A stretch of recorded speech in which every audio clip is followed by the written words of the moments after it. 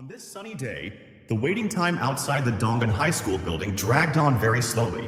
Two men in brown suits with badges were talking, and the shorter one with glasses told his smiling companion that he had finished quickly and then just sat there and got bored. Some noise attracted the attention of both of them. Bulky armored vehicles drove down the street, and people were sitting in their backs. They were young guys in expensive suits. The young girls watching them loudly admired these young men. "These aren't even hunters," one of the men in brown said to another, "but simply students from a specialized school." The second guy dismissively suggested that his interlocutor pay attention to the logo that belonged to the School of Heroes. Many years ago, it all started suddenly, without any warning, and people on the street looked in horror at the crimson sky. Many winged dragons descended to Earth. The monsters were larger than a skyscraper, and they penetrated human cities, scattering sparks of flame around them. The people of the cities looked at the monsters, but did not even try to run away. According to scientific facts that were discovered later, there was a world similar to Earth in outer space. But because of the disaster that happened there, that whole world fell apart. The flaming debris fell to Earth and began to merge with the environment all over the planet. The phenomenon was called the merger, and the laws of nature of another world began to operate on Earth, and monsters appeared. The Earth changed, and monsters took control of approximately 17% of the Earth's surface. These areas were called the dungeons. A young man in a military uniform and a bulletproof vest watched as monsters killed people. The creature, only partly resembling a man but much larger, grabbed its victim by the head. This monster was called the Horned Horror. The stronger the creature was, the more horns it had. The monster looked at the city engulfed in flames. A guy in a military uniform hid from him behind a ledge of the wall. With a furious growl, the monster rushed towards him, sensing his presence. The guy took a machine gun and started shooting at the approaching enemy. The monster ran very fast, and its eyes glowed brightly. He hit the man, and the blow was so strong that blood came out of the victim's mouth. The next blow threw him back several steps. The man crashed into the wall and made a hole in it. The monster stood above him, and even his outstanding human abilities were not enough to resist these unknown guests.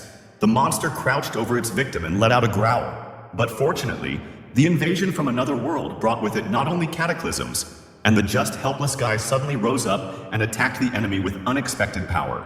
The innate limitations of humans and the limitations of potential inherent in the nature of the Earth no longer worked. The glow enveloped the man's figure, and now he had enough strength to hold the Horned Horror's fist with his own bare hand. The monster did not give up, and the fight continued. People changed and began to possess abilities that were previously inaccessible to them, as if they had thrown off the chains that had always bound them. A man could grab a monster several times larger than himself and throw it to the ground. The guy in military uniform used the ability that suddenly appeared in him to destroy the enemy. It was a victory, but the winner did not immediately realize it, looking at the defeated enemy. He looked in amazement at his own hands, enveloped in the glow of new strength. All Earthlings developed abilities, but each had their own skill, and those who stood out from the rest through training learned to use their full potential. A black sun rose over the ruined cities, and armies of monsters advanced on human territory. Now the people had something to oppose them with. They formed elite troops. Those who returned the dungeon zone to the people became known as hunters. Hunters fought monsters, dedicating their entire lives to this. The age of dungeons and hunters has arrived on Earth. People began to defeat the enemy, which had previously seemed too powerful. The whole world shook from their achievements and power. Before the end of a single generation, schools were founded in which future hunters were educated. The best school for teenagers, as well as an educational institution that had been producing successful hunters for 25 years, was Hero High School. Young people all over the world were eager to get into it. On a clear, sunny day, people in the city that had not been destroyed were discussing the students of the School of Heroes taking the exam in the dungeon. One man asked another what would happen if they died inside, but the second replied that they must be confident in their abilities if they were able to get in. Joyful exclamations again attracted the attention of the interlocutors. The group of girls continued to noisily admire, having noticed some particularly attractive young man. It was a fair-haired half-elf boy. The girls said it was on a completely different level. One of the guys watching them asked who it was, and the other replied that the half-elf was often shown on TV. His name was Choi Diav. His father was a famous hunter, his mother was an elf, and he himself was predicted to have a career as a hunter in the top 5 within 5 years of graduating from high school. Choi Dia was now 17 years old and a first-year student at the Hero School, having made 14 trips to the dungeons. The observer was surprised that the girls admired this young man so much, because he was not some kind of superstar. His interlocutor called him Yoo Jaryong and remembered that he had a part-time job today, adding that Lee Yun-jin invited her friends to karaoke. Yoo Jaryong looked at his phone screen and wished his friends to have fun without him. The friend suggested that Yoo Jaryong might be able to skip his errands today because the exams were over, but the other person hit him, causing him to fall. Yoo Jaryong said that they would see each other next week and headed away. One of the remaining boys told the one lying on the ground to think first and then speak. Everyone knew that Yoo Jaryong had a special situation. He was taking care of a seriously ill loved one. At this time, Yoo Jaryong was walking down the street, reading the notifications on his phone. One said that he had not paid his hospital bills for 2 months. The second said that an order had come in and he needed to come to work. Choi Tae-yeov, with his eyes closed in satisfaction, waved his hand to the girls greeting him. His attention was drawn to the silhouette of Yoo Jaryong walking away down the street. Choi Tae-yeov's friend asked what happened, what had upset him about that guy. But Choi Tae-yeov replied that he had just imagined something. Yoo Jaryong thought that he really didn't want to work today. He went down into the underground passage and crawled under the striped tape prohibiting passage. "Ah, it's you," Yoo Jaryong heard. "Say hello to our customer." 3 people were waiting for Yoo Jaryong in the passageway, broker Im Jae-hwan, and 2 strangers, one short and bald, the other huge and heavily muscled. Yoo Jaryong started to say words of greeting, but was rudely interrupted. The bald man furiously accused Im Jae-hwan of making fun of him. He needed the most capable person. But the broker objected that he invited the most capable one. The bald man loomed over Im Jae-hwan menacingly and called him a beast, and also said that he did not come here to do charity work. He ordered to remove Yoo Jaryong from here and bring a normal man. Yoo Jaryong watched the squabble. The bald man promised that if his demands were not met, he would make both of his interlocutors disabled right there. Yoo Jaryong intervened and asked the second stranger, the broad-shouldered one, if he was the hunter. But he quickly guessed that the broad-shouldered one used to be a hunter, but now he is no longer one, and works for the bald one, whom Yoo Jaryong called unfinished. The bald man stopped making a fuss and asked what the freak said. Broad-shouldered replied that he saw no point in talking. He just needed to break this impudent man's legs and arms, and he himself would understand where he was wrong. Im Jae-hwan continued to smoke silently, while the strangers tried to force Yoo Jaryong to apologize by threatening him with violence and calling him names. Yoo Jaryong responded that he didn't know how to do it. He rolled up the sleeves of his jacket, and a bluish glow formed around his figure. What is dungeon smuggling in simple terms? The hunter's job is to clear the dungeons of any dangerous creatures that may be encountered there. If they successfully destroy the monsters, they receive a large reward. But before these treasures are brought out into the open, they need to be tested. After all, among them there are treasures that possess enormous power. If they are left outside without proper permission, they could be used for dangerous purposes. Therefore, such treasures must be checked and registered by the Hunters Association. They are also subject to a corresponding tax. There are those who break this rule. They make an agreement with the hunters who do not want to pay high taxes. These criminals are secretly carrying out the treasures of the dungeons. If they are not caught, chaos may reign in society. The advertisement calling for such offenders to be reported to the Hunters Association was known to everyone in the world. Im Jae-hwan took out another cigarette from the pack. The bald man looked questioningly at the broker. He asked if he really would not interfere. Yoo Jaryong and his opponent, the tall, broad-shouldered Lee Pil-gyu, stood opposite each other, ready to begin the fight. Im Jae-hwan asked the bald man if he was scared now, but the customer objected that he was not the one who should be scared, since his fighter was very irritable. Lee Pil-gyu quit the hunters not because of an injury back in the day, but because of a beating from a colleague, and now his bosses have had to clean up corpses more than once. Yoo Jaryong said that beating up a coworker is serious, and Lee Pil-gyu is the real criminal, but it's not Yoo Jaryong's place to say such things about others. Lee Pil-gyu replied that he killed a pathetic person who was in his way. It was like getting rid of trash. Yoo Jaryong looked at his opponent thoughtfully. Then the guy suddenly smiled and said that now he would know what it meant to get rid of trash. Yoo Jaryong suggested that Lee Pil-gyu had committed the crime on purpose to get his license revoked, and Im Jae-hwan chuckled, thinking that the guy was truly crazy. Lee Pil-gyu's fist almost hit Yoo Jaryong's face as he continued to speak mockingly. It was a blow of incredible force, capable of taking off a head in one go. He didn't even touch Yoo Jaryong, and he said that his opponent didn't know how to attack. Lee Pil-gyu instantly became furious, but Yoo Jaryong remained calm. He said he would also give a light blow. Yoo Jaryong swung his arm and kicked Lee Pil-gyu in the base of the neck. Yoo Jaryong's face was filled with a mocking expression, while his opponent rolled his eyes in pain. The bald customer looked at what was happening in shock, but Im Jae-hwan said that he warned that he would bring the most capable guy. Cha Ryung retreated from the enemy, a glow of energy emanating from him. He said that looking at Lee Pil-gyu's appearance, he thought he would be tougher. Lee Pil-gyu didn't understand what had happened because there was a skinny youth standing in front of him. But the reflexes of this boy and the force of the blow that Pil-gyu missed impressed the former hunter. They pointed out that Lee Pil-gyu was facing a real professional. Im Jae-hwan told the customer that he had finally begun to understand something, and that Cha Ryung was not someone who could be easily defeated in a fight. He fights well, said the bald man, but there was a time when Pil-gyu could do a lot. Im Jae-hwan replied that he had a rough idea of what it was like before. In the past, Lee Pil-gyu was one of those people called tanks. In response to the customer's surprised look, Im Jae-hwan explained that he had good intuition. Lee Pil-gyu told his opponent that he might know a few tricks, but that didn't stop him from being just some smuggler. Energy flowed from Lee Pil-gyu's body, reminiscent of electricity. After the merger, humans acquired skills that went beyond their boundaries. People have different shapes and abilities, so these skills also differ. The same applies to hunters. They are trained according to their talent, and each one plays his own role. Cha Ryung looked at Lee Pil-gyu in amazement. Among the hunters there were so-called tanks, a specialization that protects team members from the dangers of the dungeon. They walked ahead, facing the monsters firsthand. Their bodies were so trained that bullets were not a threat to them. The best of the tanks were not afraid even of hits from rockets of any power. Cha Ryung watched his opponent's transformation and recognized him as Tank. He entered the battle and attacked Lee Pil-gyu. The customer was shocked and speechless as he watched this fight.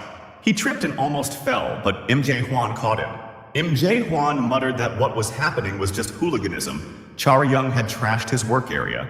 Lee Pil-gyu delivered devastating blows, but Cha Ryung deftly dodged them. Lee Pil-gyu's fist broke through the wall and he asked Cha Ryung what was wrong, why he didn't show his abilities anymore. Cha Ryung replied that he was simply not a fool and had no plans to jump into the trap set for him.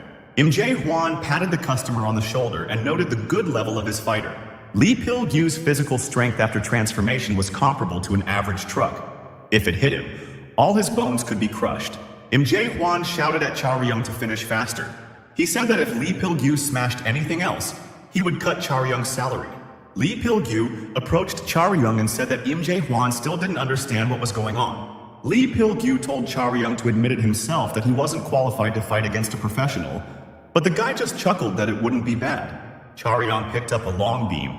He looked at the simple weapon and said he thought it would be enough. Due to their superior durability and agility, tanks were considered simply invincible. Cha Ryung still didn't try to attack the enemy. He thought that everyone has their own weaknesses and enemies. Im Jae-hwan noted with certainty that this was the end. Two fighters radiating energy clashed in close combat. Cha Ryung thought about those who were able to concentrate enormous destructive power into one point. The fighters dealt blow after blow to each other. Sparks flew for many steps around. After one successful hit, Lee Pil-gyu had blood pouring out of his mouth. The huge tank fell to the floor, and a very small guy stood above it unharmed. Lee Pil-gyu said, without getting up, that he wanted to know where Cha Ryung learned this spinning technique. Cha Ryung replied that he thought he had no idea about any techniques, but he understood that Lee Pil-gyu could actually see her before. Cha Ryung thought about another warrior of great power who possessed this technique. This hunter was his father. When Cha Ryung was just a child, his father was the best hunter. Little Cha Ryung carefully crept out of the house to watch his father practice in the yard. This man's name was Yoo Jaryong. When he was young, he was a soldier who fought monsters. Yoo Jaryong was one of the first to discover that he had unusual abilities that allowed him to win these battles. He was the one who led the people into this difficult battle.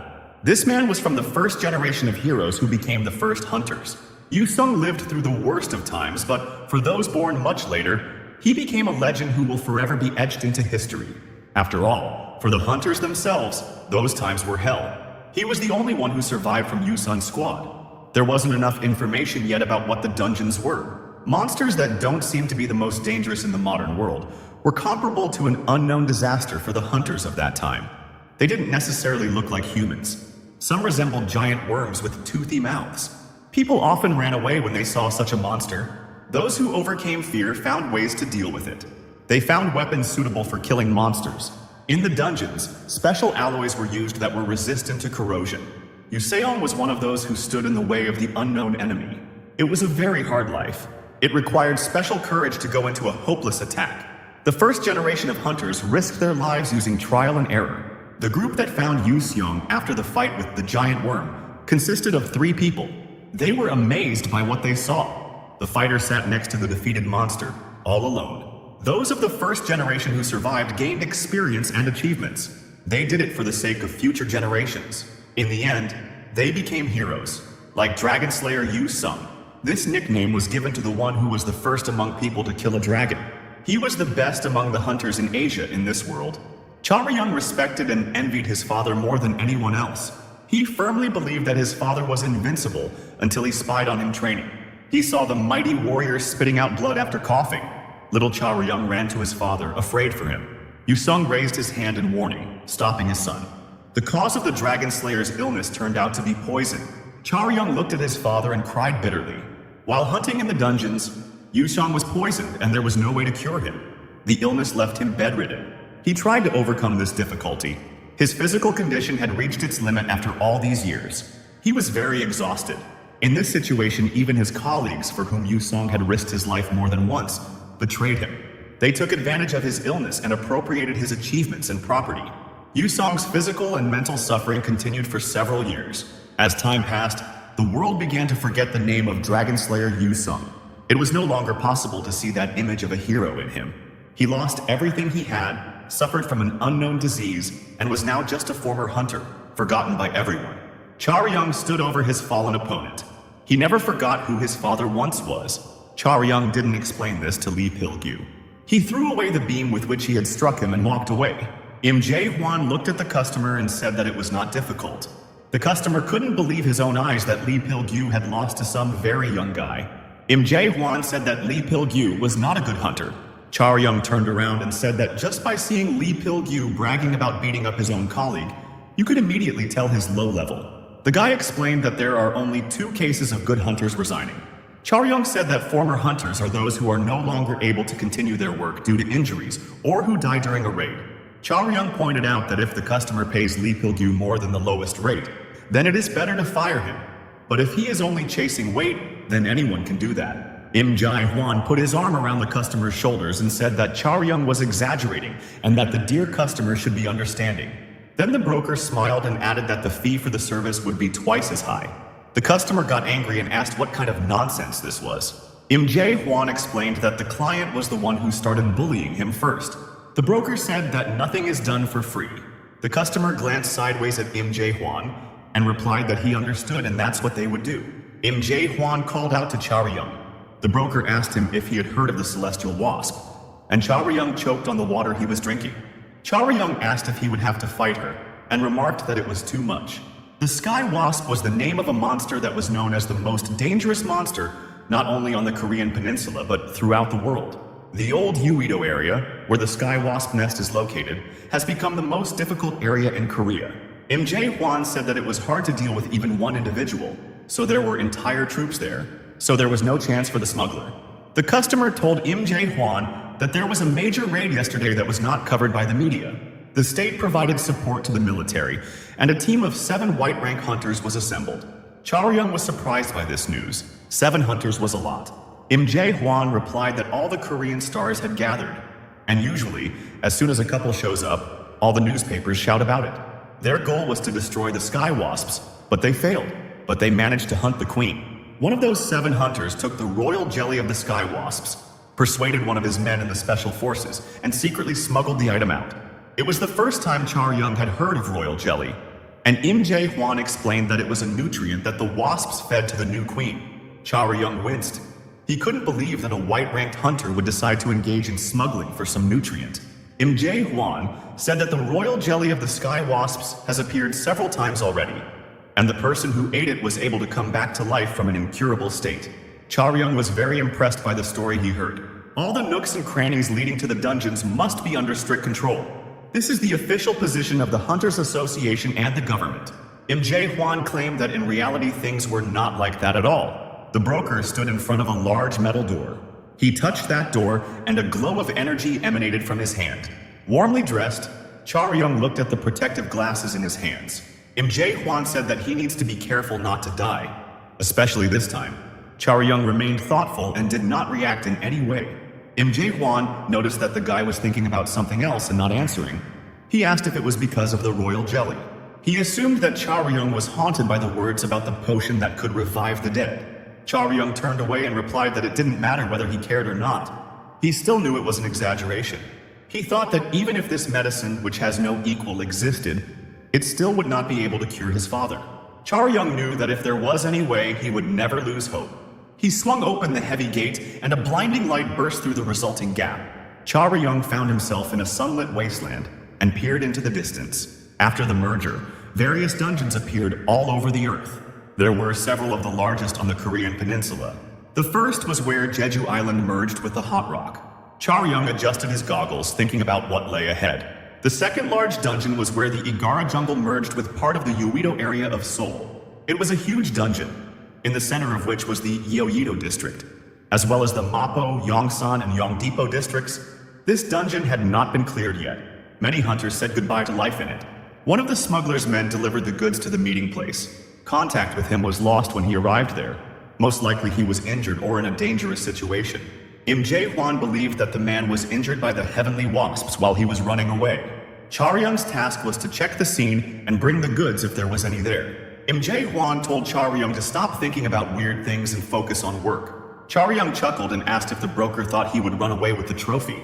Jae-hwan thoughtfully blew out a cigarette smoke from his mouth and said that Jaryong was not a fool to do such a thing. Jae-hwan asked Jaryong to be more careful than usual because royal jelly is a very expensive item, and not only humans are after it. Jaryong used a strong rope to climb down the cliff. The guy landed in the middle of the forest between tall trees with dense crowns.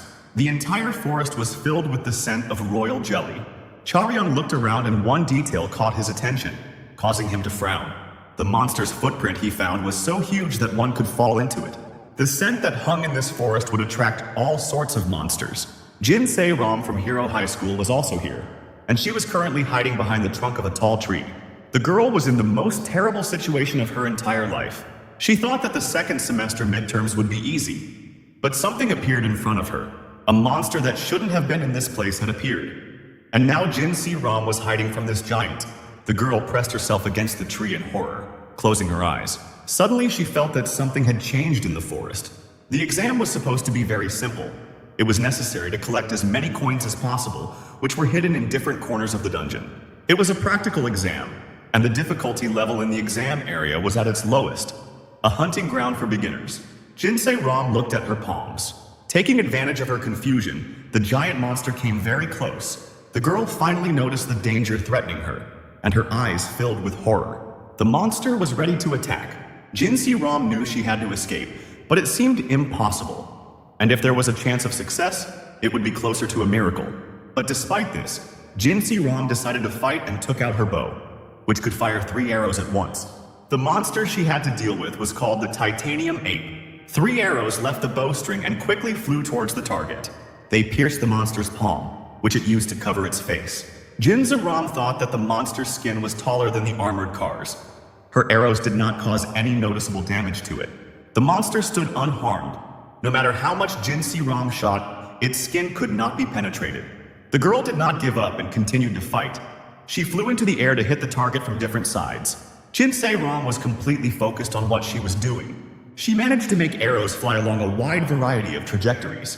Thanks to this, the shots hit the monster's chest. None of the attacks had any effect on the monster, and he didn't even have to dodge or block the attacks. Looking at the monster's grinning face with its tongue hanging out, Jin Se-ram thought that she needed to get closer so that the monster would become a little less protected.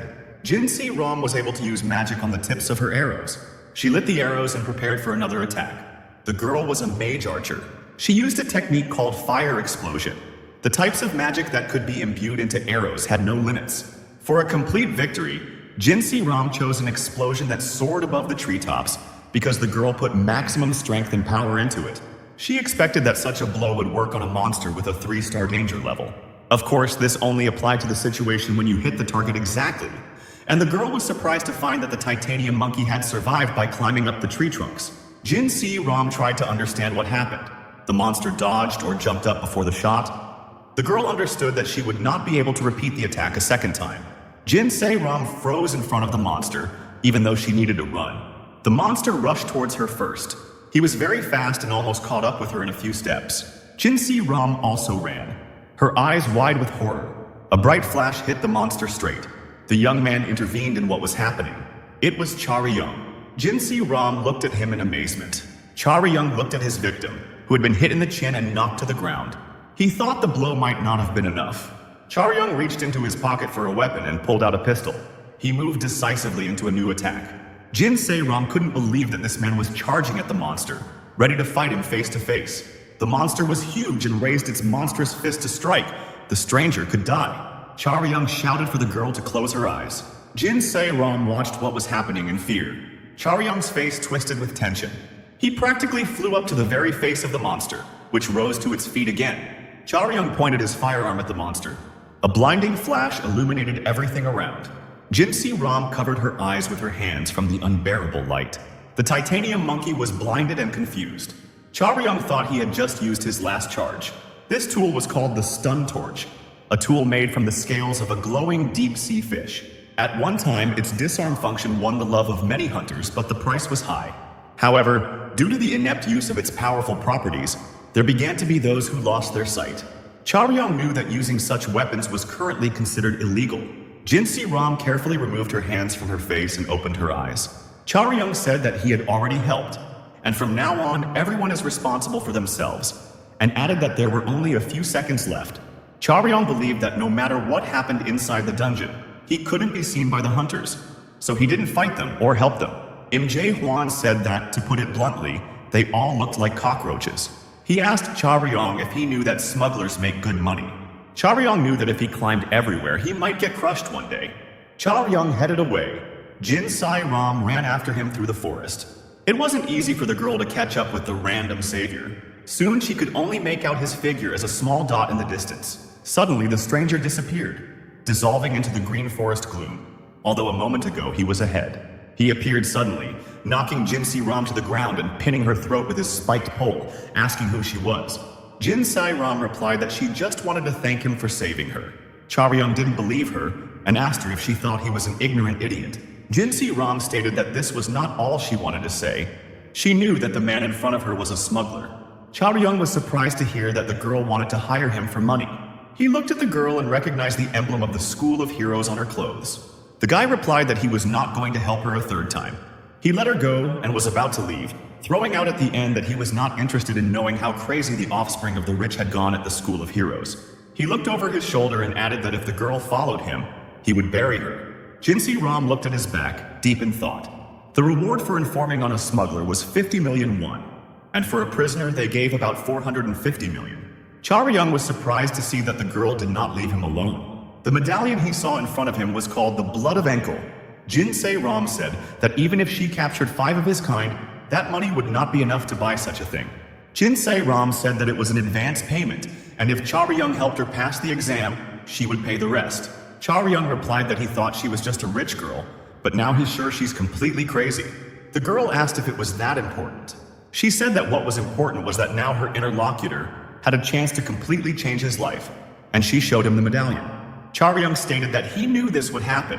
He told the girl that it was her own fault, even though he had no reason to kill her, and Jin Ram asked him what he was talking about. They stood opposite each other in a clearing in the forest, and Yoo Jaryong suddenly looked up, saying that there were only a few seconds left, just like he had warned. The titanium ape jumped at them, and the monster's eyes were red. Jin Ram also turned to face the monster. The girl's eyes were wide open. Yoo Jaryong threw his spear to her, and the girl caught it in surprise. The guy shouted that he didn't give her the gun so she could stand and watch. He reminded her how Jin Ram had already launched a fire blast at the monster. Now she needed to do the same. Yoo Jaryong demanded that the girl put magic into the tip of the spear and throw it back. Jin Ram exclaimed that she had no more magic left. Yoo Jaryong answered seriously that she had to solve this problem somehow. The titanium monkey was approaching, and it was not possible to hold out for long with bare hands. Jin Ram held the spear shaft and fiery energy swirled around her. The girl only had a quarter of her magic power left. With such low power, the titanium monkey could not be harmed. Jin Ram thought that while the smuggler was distracting the monster, she could escape from here alone. Yoo Jaryong caught the magically charged spear that the girl threw to him. Jin Ram thought she must be going crazy. The spear in the smuggler's hand spun so fast that it looked like he was fighting with a wheel of fire. Jaryong told the girl that this fire was less than a quarter of what he had seen before. He added that this would still be enough for him. With these words, Jaryong rushed towards the titanium monkey. There are words that students at the School of Heroes hear all the time, that in a battle with a monster, it is not just destructive power that is important. The right moment for attack was of much greater importance. Also important was the feeling that allowed you to hit the target accurately. These were sensations and abilities that all hunters were supposed to have. The smuggler that Jin Se-ram met rushed forward furiously, joining the battle. He attacked successfully and the monster was engulfed in flames. The most successful of the blows hit the titanium monkey on the chin. Jaryong's glasses were shattered into pieces by the intense battle. Jin Se-ram had her own complicated history, connected with the School of Heroes and not only with it. She was a cheerful child who ran around the yard with her friends. She saw her father's people coming for her. Jin Se-ram was waiting for the car that was sent for her. The girl said goodbye to her friends and said that she would see them tomorrow. Jin Se-ram knew that many people envied her. It was believed that this girl had everything she wanted. Jin Se-ram sat in the backseat of the car. She could really get her hands on almost anything that caught her eye. They drove past a tall, modern building.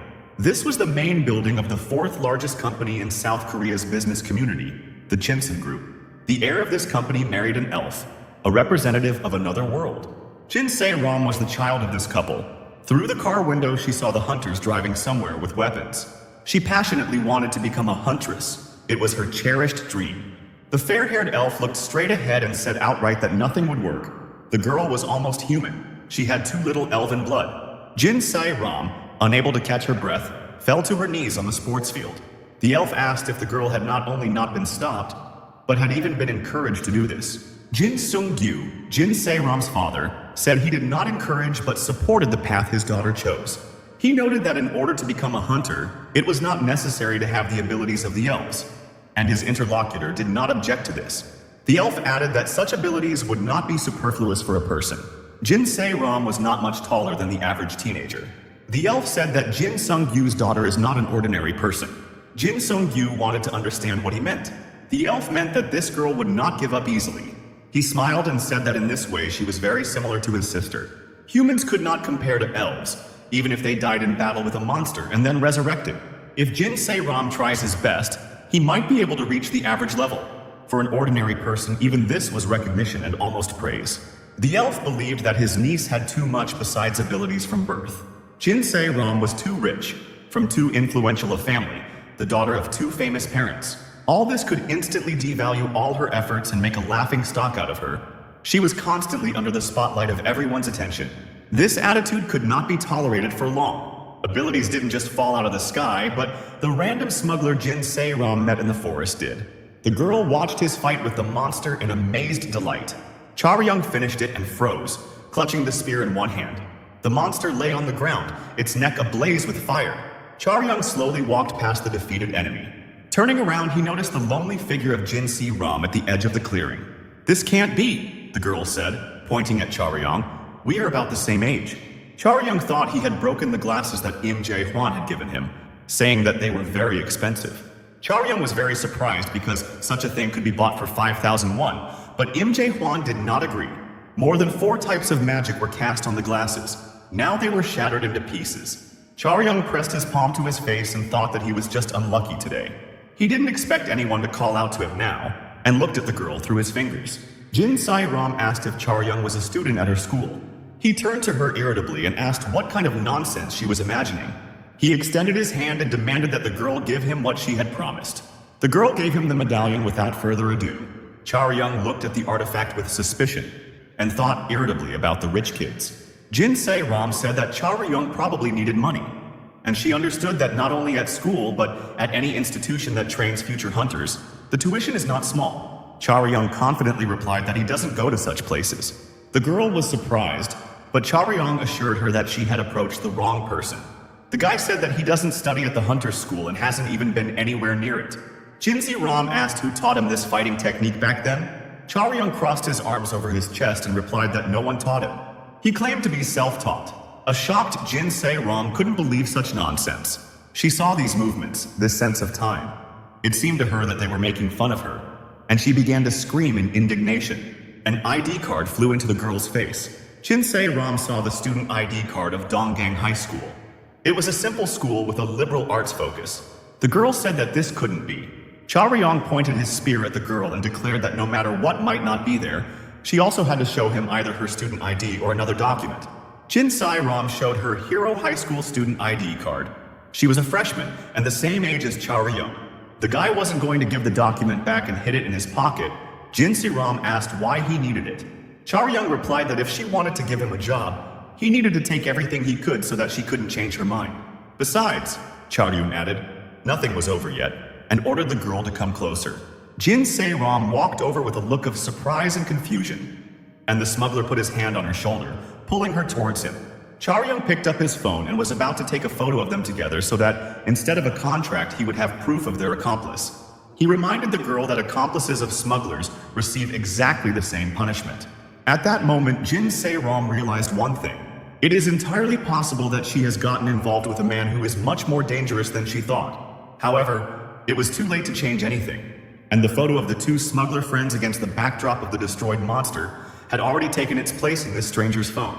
After this, Jaryong suggested counting, and first asked the girl to tell him what exactly he should do. Jin Se-ram explained that they needed to collect coins for the Hero School quest. In 6 hours, it was necessary to collect coins that were hidden in different corners of the examination field. It was also necessary to find an information cube with a drawing of coins, with the help of which Jin Se-ram had to confirm her identity. Jin Se-ram showed her future companion one coin she had found, and said that she only needed to find one more for her to pass the exam. According to her, the coin did not need to be looked for too far, and Jaryong specified where exactly. This place was located where the Eugene Mall used to be. This information made an impression on Jaryong, even causing him to look up from his phone. That's how it all happened, he said. And Jin Se-ram asked him what he meant. Jaryong was sure that she had not stumbled upon the titanium monkey by accident. The guy himself was looking for something, and it was inside that shopping mall. He briefly explained to her the essence of his mission, and Jin Se-ram was horrified when she imagined the heavenly wasp. But Jaryong reassured her that he was not looking for the wasp itself, but something like its honey. He said that this thing has a very strong scent that attracts monsters, and the titanium monkey appeared because it also followed the smell. Jaryong asked if the girl should go there in person and if the coins were really only there, and Jin Se-ram thought deeply. The girl admitted that there were simply no more of them left in other places because they had been collected by other teams. Jaryong understood what was going on. He had been interested from the very beginning in why this girl was walking around all alone. For him, the way things turned out was for the best. Jaryong suggested that he take out the coin and leave safely. That was his job. Jin Se-ram named the price she was willing to pay to complete the task. The amount she named surprised Jaryong, but the girl said that it was all the cash she could use right now. She looked at her phone screen and added that if that wasn't enough, she needed a little more time to get a larger sum. Jaryong said that if there was a reason for extra work, then she would pay for the extra expenses. He asked Jin Se-ram if she still had magical powers. Jaryong quickly disappeared into the forest. The girl thought he was incredibly fast. She had to work hard to keep up with him. Jaryong thought as he ran that he was shocked by the amount offered, and now regretted that he had not thought to ask for more. Jin Se-ram asked permission to ask her companion something. The girl wanted to know if this man had really never studied with anyone. Jaryong deftly jumped over the obstacles and replied that it wasn't like he learned from anyone. He learned from them when he was a child. Suddenly, they noticed two monsters with huge claws. These were level 2 cluster raptors. Jaryong told his new companion to get ready. He really had no training in hunter techniques anywhere. All his skill was mostly gained by risking his life and fighting with his bare hands. There was one exception. As a child, he watched his father's technique, which taught him 3 simple techniques. This was the science that Jaryong was going to use now, rushing at the monsters. The first technique was called Needle. He mobilized everything the hunter had, speed, body weight, strength, and directed it at the enemy's weakest point. Jaryong struck the cluster raptor with his spear, causing blood to spurt out from the monster's mouth. It seemed easy, but in reality it was not so simple. The feelings and abilities were the result of experience. The monster fell at Jaryong's feet, and even among the high-ranking hunters, few could say that they had mastered such a technique on their own. Jaryong mastered this technique to perfection. Jin Se-ram also dealt with her opponent, literally piercing him with arrows. The girl felt that what was happening was strange. Cluster raptors typically gather in groups of at least 5. Charyong said that it wasn't just Jinsei Ram who suffered damage because of the royal jelly. They stood at the place where the ruined forest turned into the ruined city. And Charyong said that soon all sorts of creatures would gather here. Charyong suggested that they rest for a while before moving on. Jinsei Ram asked if Charyong received any private lessons as a child. Charyong replied that there were no lessons, he just watched the training a few times. It was even harder to believe that you could just watch and learn a few techniques. Charyong asked why the girl was looking at him with such a puzzled expression. Jinsei Ram honestly admitted that her new acquaintance irritated her. But Charyong didn't understand why. The girl silently threw him a small object, which he deftly caught. He had an ampule of endurance elixir in his palm, and Charyong asked why the girl gave it to him. Jinsei Ram told him to drink this medicine because he was most likely not in the best condition right now either. Charyong said with a smile that if the girl gave him the ampule because he irritated her, then she could speak worse about him. The boy hid the elixir in his pocket, and Jinsei Ram asked if he wasn't going to drink it. Charyong said that he could sell the ampule profitably later. Jinsei Ram asked if the guy didn't know how much she cost. Charyong explained that by selling it on the black market, he could get about 1,000,000 won. Jinsei Ram thought that this guy was very strange. Charyong said that since the girl had already taken her dose of the medicine, there was no need to linger. It was time to move on. He walked forward and glanced sideways at his companion, thinking that the children of rich parents were very strange. They reached the former shopping mall, and Charyong said that Jinsei Ram probably knows, but he wants to confirm some details again. Charyong reminded them that their goal was not hunting. They had to get what each of them needed safely and get out of here. He told me to keep my cool and follow his instructions, no matter what monster was inside. Charyong said that even if Jinsei Ram had studied a lot at her school, he knew the science of survival better, so the girl would have to trust him. Jinsei Ram looked down and agreed with the guy. She couldn't understand why she had such a strange feeling right now. She spent 6 months at the School of Heroes, during which she was unable to achieve recognition and settle in there. The girl was going to go into the danger zone with someone for the first time. The old building they were about to enter had long since cracked, and vines had covered the facade. It was a large shopping mall with many dark, half-empty floors. The partners froze on the threshold in extreme surprise. "What is this?" Jinsei Ram asked fearfully. Charyong replied that he didn't know because he was also seeing something like this for the first time. The room in front of them was covered in blood, and body parts of torn monsters lay everywhere. Charyong thought that man was a much braver creature than he thought himself to be. As long as he prepared himself, he could face any situation. When it comes to problems, they can arise when what is happening goes beyond what is expected. Jinsei Ram, looking at the corpses, thought that these were all the monsters that lived in this zone, and they were quite dangerous even for professional hunters. The girl thought with horror about what awaited them inside. Charyong told his companion not to relax. He said that there was something dangerous inside and asked if the girl didn't know about it. Charyong added that Jinsei Ram might be surprised because it's worse here than she imagined. But that doesn't change anything.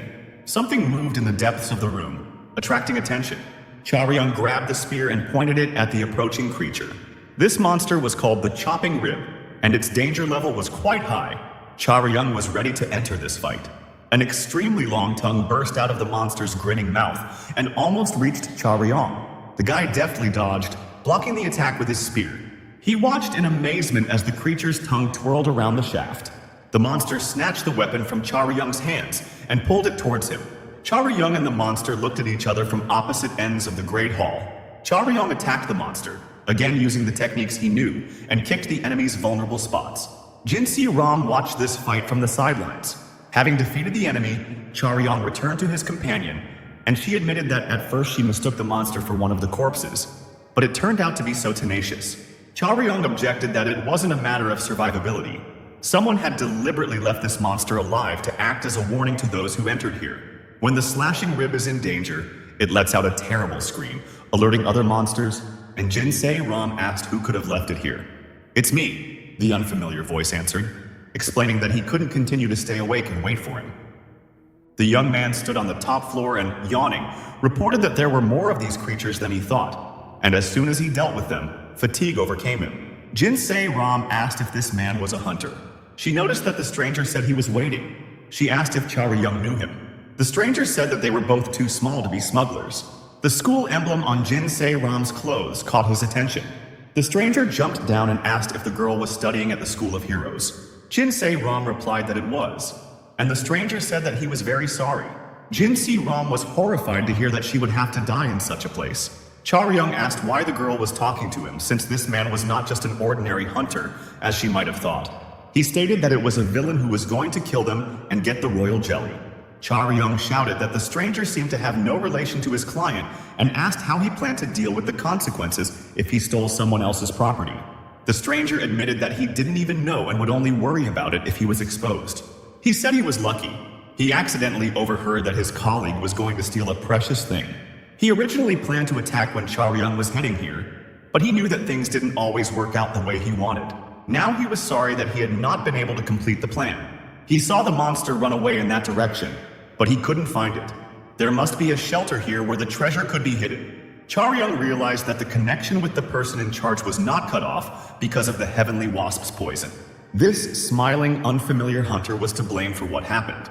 Jaryong didn't have to fight him personally to understand one thing. The stranger took hold of the hilt of his sword. He said that Jaryong's death was predetermined, but it could be done as painlessly as possible. In front of Jaryong stood a real hunter, very different from the rabble he had met before. Jaryong told Jin Si-ram to find her coin and get out of here as quickly as possible while he distracted the man. He explained that thanks to the stranger, the building was no longer dangerous, and Jin Si-ram asked what would happen to him then. Jaryong noted that nothing would change if she stayed here. The stranger said that he heard everything and made the first lunge towards Jaryong. Jaryong shouted that Jin Si-ram should stop standing there and run away quickly. He added that he could only get his money if she stayed alive, and the girl started running. The stranger was surprised that she had actually left. He thought it wasn't the best choice. The chances of staying alive were higher as long as the boy and girl stuck together. The weapons crossed, creating sparks. Jaryong said that the stranger was talking nonsense. To the hunter's surprise, they fought on equal terms. It even seemed to him that his opponent was calculating the trajectory of the sword. It was surprising to him. Jaryong knocked Hunter down. A bright flash blinded everyone present. Jaryong froze in a fighting stance, catching his breath. To his amazement, he heard a voice saying that he was a little surprised. The voice came from the dark figure. He said that he didn't think that he would have to use equipment as well, because he didn't take Jaryong seriously due to his age. Now the hunter saw that his opponent was of a higher level than a professional, and he would have to work hard to remove that girl from the school of heroes as well. A gold-rank hunter emerged from the darkness, fully armored and looking like a monster himself. His name was Yang Do-gyun. Hwan was making himself instant noodles in his passageway under the displeased gaze of a bald customer. He offered to brew a glass for the client, but he angrily refused. Hwan noted that it was better to sit down because the fighter lying on the floor would not wake up anytime soon. The customer said that this big guy had pumped up his muscles for nothing, and he had paid him so much. The fighter claimed that he himself was a hunter, and boasted a lot about his strength. Hwan said that he lost not because he was stupid, but because he deserved to lose. He thought it was a big mistake. Hunters shouldn't fight with people. This fighter was also wrong. He was trained for hunting and reconnaissance, not for fighting other hunters. He might have been able to deal with the monster, but it was no surprise that he was defeated by the smuggler. The customer said that he heard that the hunters were fighting among themselves. Hwan agreed that such cases do happen. The higher their level, the further things can go. Even comrades and colleagues who fight together, relying on each other, can stab each other in the back out of greed. The customer asked if they kill each other. Hwan said that no one can stop them from doing this, because anything can happen inside the dungeon. For example, you can say that a comrade was killed by a monster, and no alibi is even required. The higher the hunter's level, the more they train in anticipation of fighting each other. But Lee Pil-gyu wasn't a hunter of that level. Hwan said that bragging about beating up a co-worker sounds cute. If Pil-gyu was caught doing this, then the incident must have happened outside the dungeon. There must have been some minor squabble over equipment.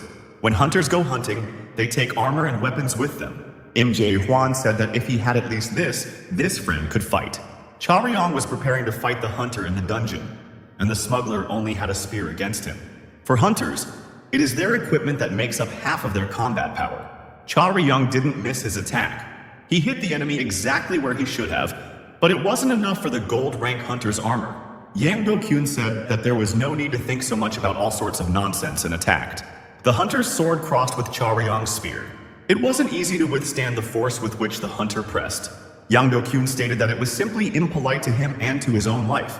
Yang Do-kyun threw Jaryong back with a well-aimed blow. The smuggler had no intention of giving up. He looked straight into the eyes of his opponent. The spear in his hands drew various figures. "What's wrong with you?" asked Yang Do-kyun. "Come on, show me again what you can do." The shadow jacket made from Yang Do-kyun's armor provided physical strength support through the user's blood, and also formed a cover to protect against blows. Yang Do-kyun used the berserker style. Jaryong thought that it couldn't be that he didn't have any weak points, but if you respond to the hunter's attacks poorly, he will kill Jaryong. Jaryong was focused on what he was doing. He tried to dodge every blow from the hunter. Yang Do-kyun triumphantly drove his opponent into a corner. The hunter noted that Jaryong had lasted quite a long time. Jaryong asked if maybe today was a special day. He took off the jacket that was damaged by Yang Do-kyun's attack and said that it was his favorite piece of clothing. Jaryong noticed that there was nothing special about his opponent. He admitted that he was scared at first because of the hunter's aura, but it's worth considering that Jaryong himself was an ordinary schoolboy who came with nothing. He looked at Yang Do-kyun and said that he only relied on his equipment, and he himself would like to have such armor. Jaryong knew very well that his opponent was in a hurry. After all, he needed to destroy Jaryong, and then catch up with Se-ram so that she would forever remain silent about what she saw. Jaryong was stalling for time as best he could. Yang Do-kyun was in an increasingly urgent hurry.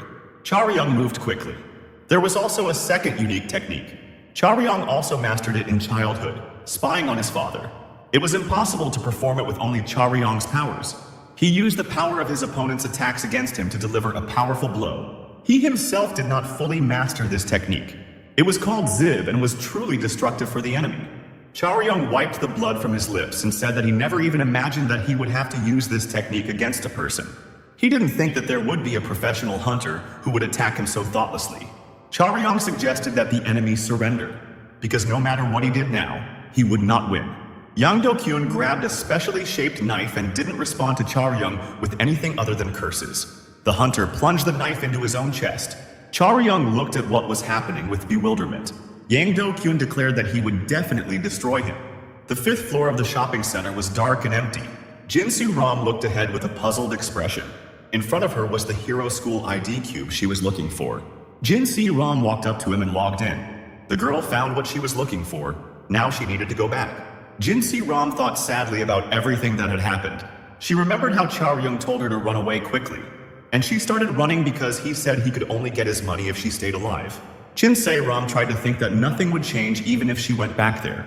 She remembered the hunter's confident face, his professional sword. She convinced herself that Jaryong wouldn't fight without an escape plan in mind. Jin-se-ram stood alone in the middle of the corridor. It was many years ago. Somewhere far from the dungeons, one guy roughly grabbed another by the collar. The second one had blood on his face and looked beaten, and he said that he would not behave like that in front of the one he called Do-kyun anymore. Yang Do-kyun considered himself a genius. Since childhood, everything came easy to him, and he knew it. His fight with another young man took place on a sports field, and a lot of onlookers gathered around. Yang Do-kyun was very talented. Adults recognized this. His peers admired him. But there was one thing that he couldn't do for a very long time. He had heard that you could only get in there through connections, that they looked more at money than at ability, and it seemed to him that this was true. If it were a contest of skill and ability, he certainly wouldn't have lost. Yang Do-kyun passed the test of overcoming difficulties, breaking all records and taking first place. All the other students had difficulty passing this test, but Yang Do-kyun was special. He was the talk of the hallways. He was in first place with an insurmountable lead in points. He was on a completely different level than everyone else. When he finally finished school, the director congratulated him. He shook his hand and predicted that Yang Do-kyun would become a first-class hunter, wishing him to never become arrogant and move forward. Yang Do-kyun thought of this man as a failure who was sent out to teach school children. He was going to look down on this man from above, from where ordinary people could not reach. In the dungeons, he had to face something that made him afraid. He saw a man standing with a spear over a fallen monster, and saying that he was told that there was an emergency here. He ran as fast as he could, and there was nothing like that here. Yang Do-kyun understood that this man had single-handedly destroyed the monster that had just killed his entire team. Yang Do-kyun looked at the man as he approached him. He was well aware of the look directed at him in return. It was then that he first realized something he had never even thought about before. The words of that old man from the school were not advice, but consolation. Yang Do-kyun was not the chosen one. He was just one of the ordinary people, perhaps just a little better than others. Now, many years later, Yang Do-kyun finds himself face to face with an unusual opponent. The hunter's armor was made from a living bloodsucker monster that Do Jun allowed to absorb the blood that flowed to his heart. It was payment for him killing Yoo Jaryong. Yoo Jaryong wasn't so sure that this would happen. It sounded like a rather dangerous stunt. Yang Do-kyun himself took on the form of a monster and attacked the enemy. Yoo Jaryong noticed that the speed of his movements was not that fast. The monster that the hunter had become was approaching. The whip-like hand of darkness began to strike, which was very difficult to dodge. Yoo Jaryong couldn't block all the attacks aimed at him.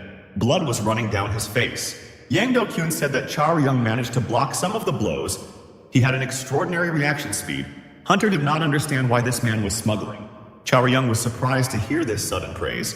Regarding the smuggling, he replied that it did not concern Yang Do-kyun. Yang Do-kyun replied that, no matter what, he was grateful. Now Yang Do-kyun had the opportunity to trample someone like Yoo Jaryong. Yoo Jaryong gathered all his remaining strength and rushed at the enemy. Yang Do-kyun exclaimed that Yoo Jaryong was a good boy and suggested that he show more enthusiasm. Yoo Jaryong thought that the enemy wouldn't be able to keep attacking him forever. If a monster feeds on the blood of its host, it will eventually reach its limit. Yoo Jaryong needed to try to spend blood, then use the needle technique. The monster loomed over him, growling that he knew everything himself. Yoo Jaryong had time to think that it was too late. A flame struck the monster, illuminating the entire hall with a flash. Yoo Jaryong turned around in surprise to see his unexpected assistant. On the second floor stood Jin Se-rom, holding a bow in her hands, an arrow having just been fired from the string. Yoo Jaryong smiled and said that Jin Se-rom was indeed very naughty. Yang Do-kyun, who had turned into a monster, also saw the girl. Yoo Jaryong said it was impressive and delivered another accurate blow. Having returned to his previous form, Yang Do-kyun collapsed to the floor unconscious, and Jin Se-rom asked if he was dead. The girl came closer and leaned over the hunter. But Yoo Jaryong stated that there was no need to worry too much about him, because people like him do not live long. Yoo Jaryong explained to the girl that this man would not bother them much anymore. Otherwise, he would have to say goodbye to his career and reputation. Yoo Jaryong said that it could be considered that Jin Se-rom had repaid his debt, and the girl asked again what debt he meant. The guy reminded her that he saved her life, and it happened more than once. The first time was when he intervened in a situation where Se-rom was attacked by a monster.